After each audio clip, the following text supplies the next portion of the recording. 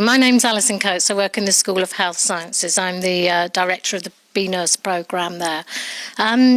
If medicine is an arm of the state by which control is exerted on the population, what purpose does it serve the state to develop a whole subsystem called psychiatry? Why not just lock people up in prisons who don't conform?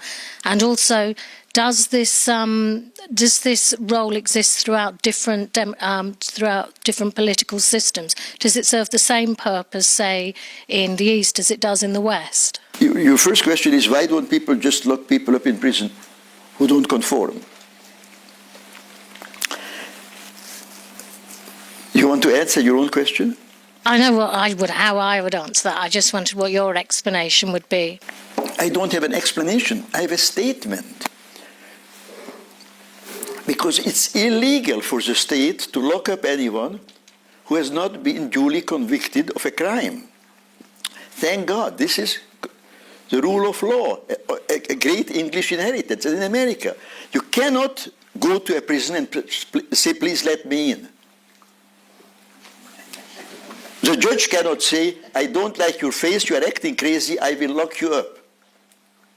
There has to be a justification for it. Now, there are only two justifications. One is law breaking, the other one is mental illness. And this is what I have objected to. This is where I came into the picture. I realized this when I was 5 years old. This is not something which I learned in medical school, that there's something wrong with this system. Now, why do we have this system? Because modern society needs it, because a criminal law is too blunt an instrument. It does not protect people from civil injuries. There's a huge literature on this. Some of it was contributed by a good friend of mine, a wonderful man, died too young, Irving Goffman, famous American sociologist, and many others, around this subject. We don't have to invent the wheel. This is psychiatry. If we didn't have psychiatry, we would have to invent it. It fills a huge gap, because most people who annoy people are not criminals. Most people who are locked up in America are totally innocent in a human sense of any crime. 90% are lower class blacks locked up for drug offenses. What's a drug offense? That you sell heroin or cocaine to somebody who wants to buy it. That used to be called free trade by Adam Smith. Thank you for laughing. If you sell alcohol, that's trade. If you sell cigarettes, that's trade. If you sell marijuana, 20 years in prison. And if you are upper class, then maybe 2 weeks in a mental hospital. Or if you're a movie star, then you go into rehab. And then the judge says, okay, you have already served enough time. So it is a social control mechanism that supplements. If you read my books, you will see more than once I have said psychiatry is not a branch of medicine. It's a branch of the law. Unlike endocrinology or ophthalmology. Psychiatry has always been a branch of the law. We have mental health laws everywhere. What's our mental health laws? We don't have cancer laws. We don't have pneumonia laws. It's obvious. That doesn't mean that I am against voluntary psychiatry anymore. I am against voluntary religion. I'm entirely in favor of psychiatric acts between consenting adults. It's a play on sexual acts between consenting adults. Including lobotomy. You want a lobotomy? Have one. Electric shock? Have one. I believe in freedom and responsibility. But it should be your decision, and preferably you should know what you are doing. But if not, that's your problem. After all, getting married is very dangerous. Nobody can stop you by law from that. Having a child is very dangerous. Very dangerous. You can have a malformed child. You all know how. Life is full of terrible risks that we take. And it's not limited to psychiatry. The second question was just, does this situation exist in all societies, you would say? There's no difference between how psychiatry is aligned to the legal system in other countries. It serves the same purpose, does it? course, it plays the same role, except it doesn't play the same role. It's wonderful. I mean, the English papers used to be full of, American papers used to be full of the political abuse of psychiatry in the Soviet Union. If they do it, it's an abuse. If we do it, it's great medicine. What was abusive about it? They had diagnoses, creeping schizophrenia and whatnot. We had, you know, in America, in the 1830s, 1840s, before the Civil War, there was a diagnosis called drapetomania. In a way, I have, by accident, discovered this historical fact. Since then, this has become quite well known. I wrote a very early paper before. If you go to the internet, you can see that the very first paper on this subject was written by me. You know what drapetomania was? Well, you know. Made up a Latin term, the slave that ran away from Louisiana to Chicago, because he was crazy. He had it so good, exactly like in the Soviet Union. It's so good here, everything is for you. If you want to leave, you must be crazy. Exactly like the mental hospital. You go in voluntarily and you say, doctor, this has been wonderful. I'm now ready to leave. Then they clock your door. Now, these are facts I'm telling you, it's not an interpretation. And I'm saying that there can be no progress in this field until this is taken care of. First, you have to abolish slavery. Then you can work on freedom. I mean, that has been a curse on American history, which still hasn't been worked out. Once you make one of these mistakes, it's very serious.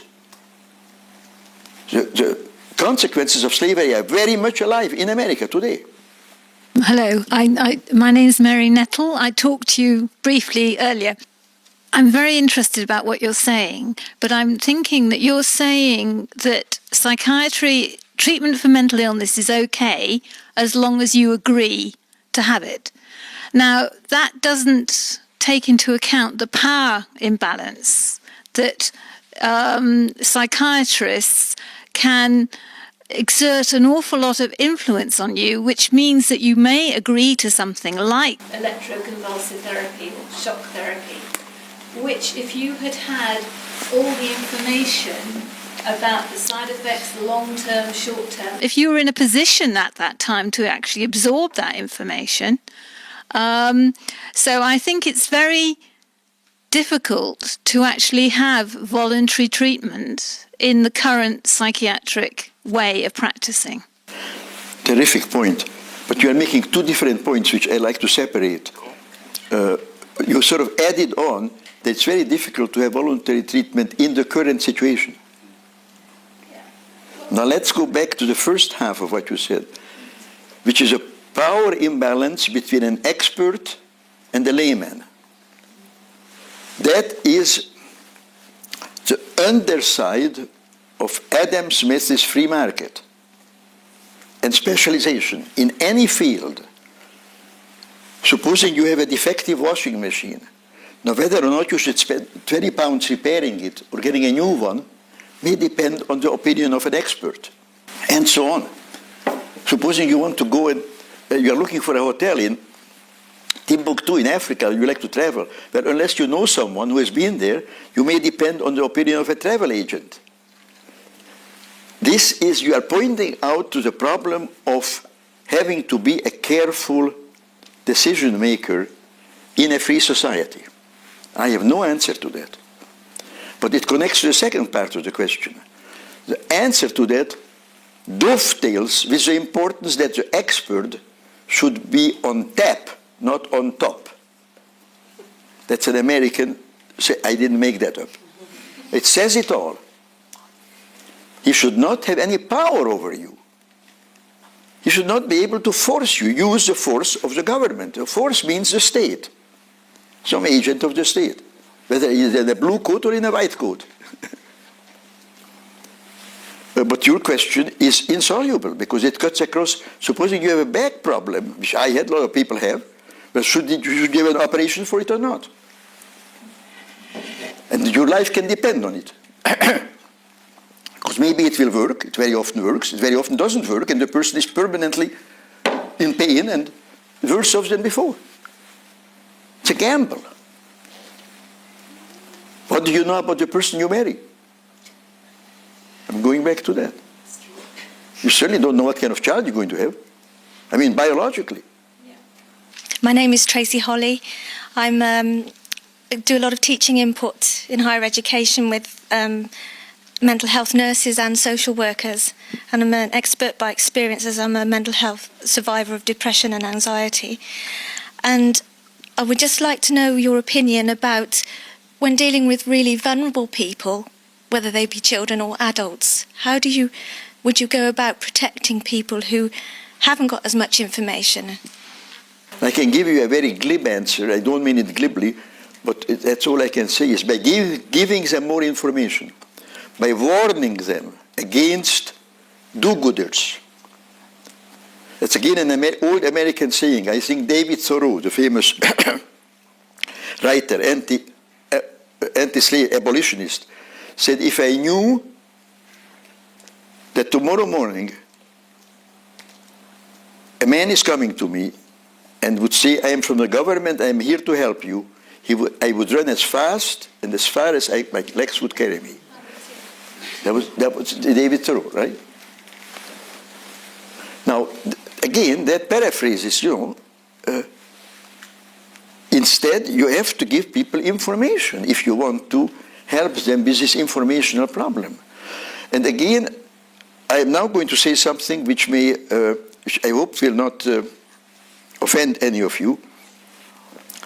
There is a strain of paternalism, what I call paternalism, in the last few questions. And I'm a strong believer in every individual having a God-given right and obligation to assume responsibility for his or her life, which includes informing himself in this day and age. If you don't inform yourself, you are a dead duck. This is why intelligent people are eager to have their children well educated, so that they cannot be too easily fooled, misled.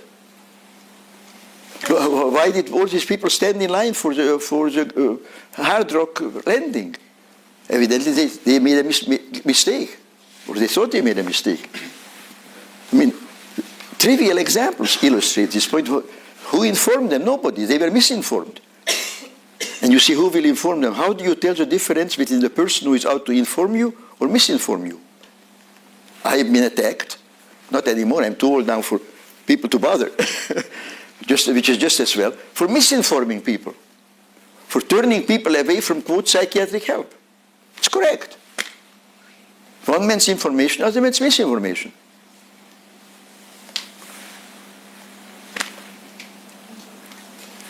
Are you satisfied? Because this is a very important question. It touches on the other question about the power imbalance.